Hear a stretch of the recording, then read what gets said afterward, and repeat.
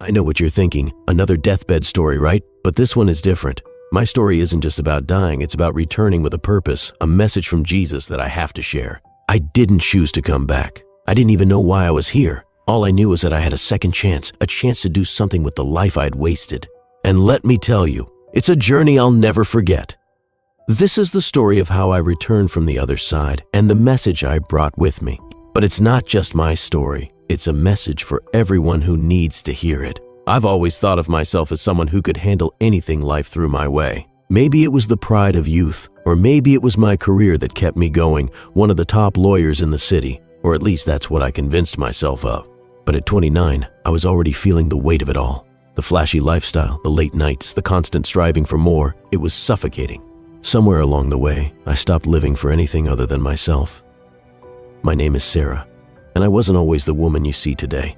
In truth, I wasn't happy. I didn't understand love. I didn't understand peace. I didn't even know who I was anymore. And I didn't care because I had a goal, make money, get ahead, and never look back. The rest of the world, it didn't matter. At least, that's what I thought. It wasn't until that night, the night that changed everything, that I realized just how wrong I had been. It had been a long day in court, another high-profile case, another group of powerful clients. I wasn't going home just yet. A few drinks with colleagues, nothing too wild, just enough to wind down. The rain had started falling when I left the bar, and the roads were slick with the water. But I didn't care. I was in control. I was used to rushing around, always on the go. The night was mine to conquer, just like everything else. Then, in the blink of an eye, everything changed. I don't remember the exact moment it happened.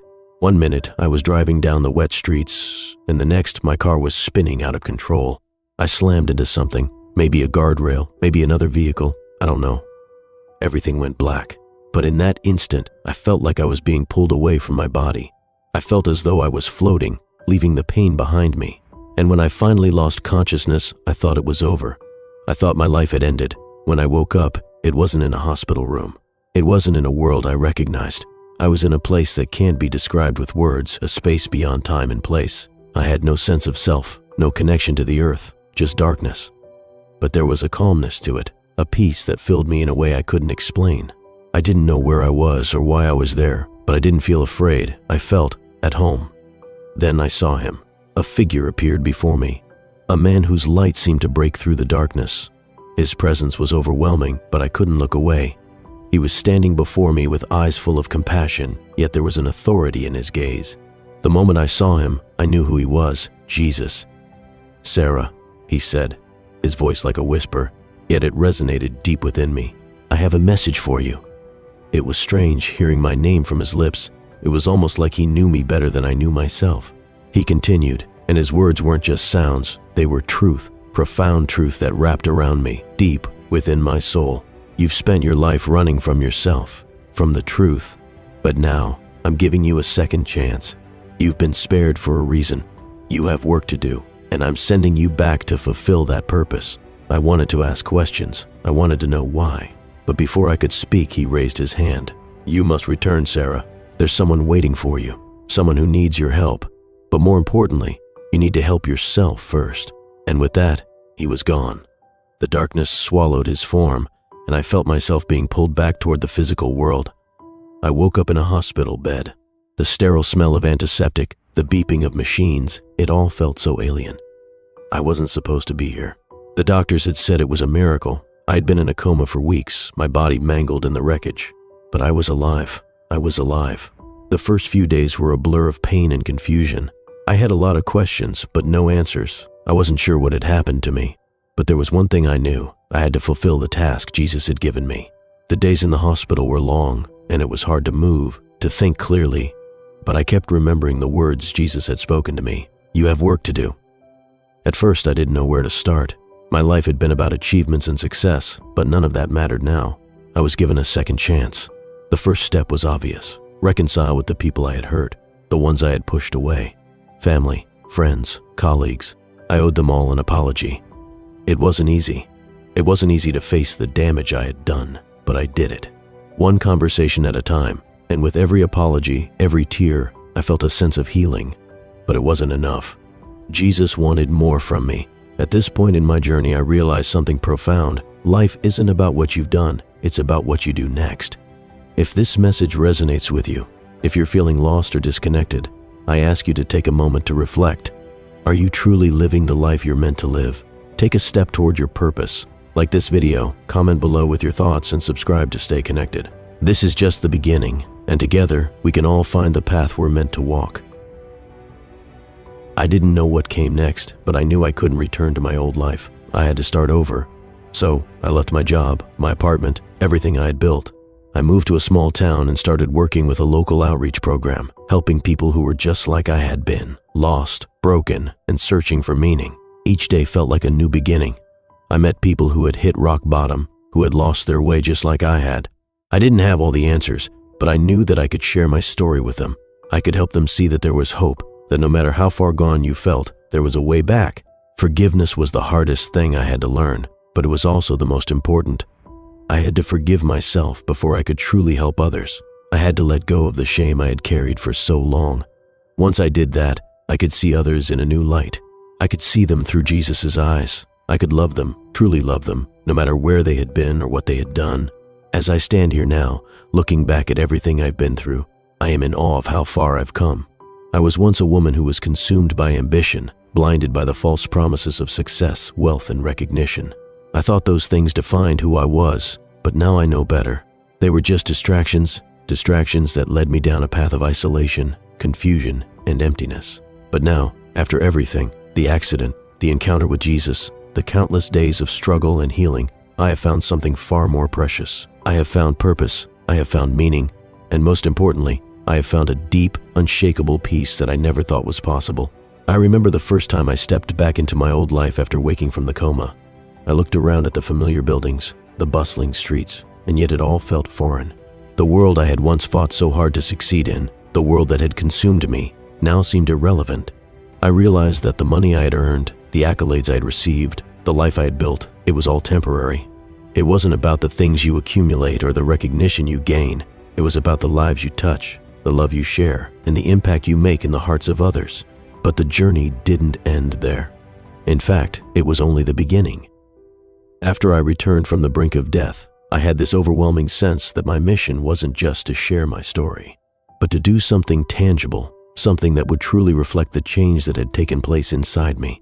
Jesus didn't send me back to live for myself, but to live for others, so I set out to do just that. I remember my first meeting with the homeless shelter in town where I had volunteered once before, but had never really engaged with the people there. I wasn't interested then. I was too wrapped up in my own self-centered life to notice the people around me who needed help.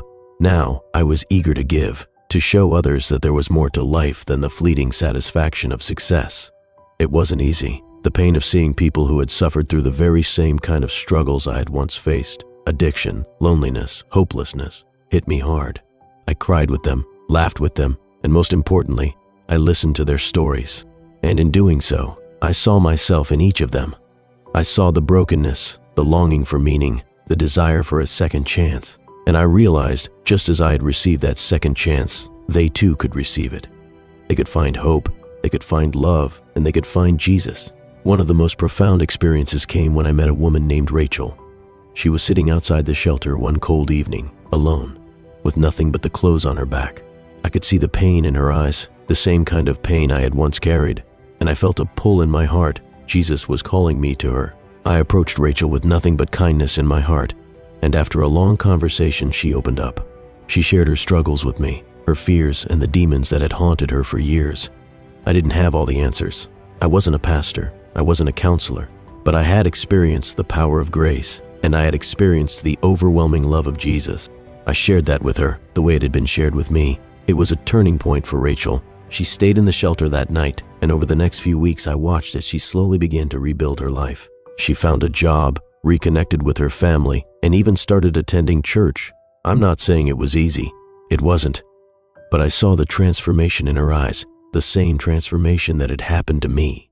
She wasn't just surviving anymore, she was truly living. The work wasn't always glamorous. There were nights when I'd come home exhausted, wondering if I was doing enough, if I was really making a difference. But then I'd remember Jesus' words, "You have been spared for a reason. You have work to do."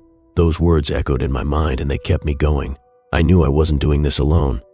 God was with me every step of the way, guiding me, showing me the path, opening doors when I didn't even know where to turn. And it wasn't just about the people I was helping, it was about the work He was doing in me. Looking back, I see now that my life was never meant to be about personal gain. It wasn't about winning cases or acquiring wealth. It was about serving, loving, and healing. And as I continue on this journey, I realize that my mission is not over. I've touched lives, but I still have so much to do. So many people still need to hear the message that I received, that we are never too far gone, that grace is always available, that there is always hope. And that's why I keep sharing my story. That's why I keep reaching out to those who are hurting, those who have lost their way. Because I know now that the greatest gift I can give is the gift of love, of compassion, of Jesus' message. It's the gift that saved me, and it's the gift that can save others. In the years since my accident, I've seen people change. I've seen lives transformed. But most importantly, I've seen how Jesus' love can reach even the darkest places. And every time I share my story, I see a flicker of hope in someone's eyes, a glimmer of light that tells me they too are starting to believe. I will never forget the moment I came back to life. I will never forget what it felt like to hear Jesus' voice, to see His light, to be embraced by His love. But I also know that the message He gave me wasn't just for me, it's for everyone. It's for you. If you're listening to this now, know that you have a purpose too. You've been given this precious gift of life, and with it comes a responsibility. Don't waste it. Don't let the world's distractions pull you away from what truly matters. Love, kindness, and the pursuit of truth. These are the things that will lead you to the life you were meant to live. If my story has resonated with you, if you feel that there's more for you in life than what you've been living, I ask you to take a step forward.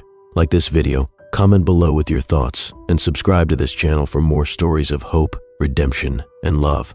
Together, we can all walk the path that leads to something greater. Thank you for being a part of this journey with me.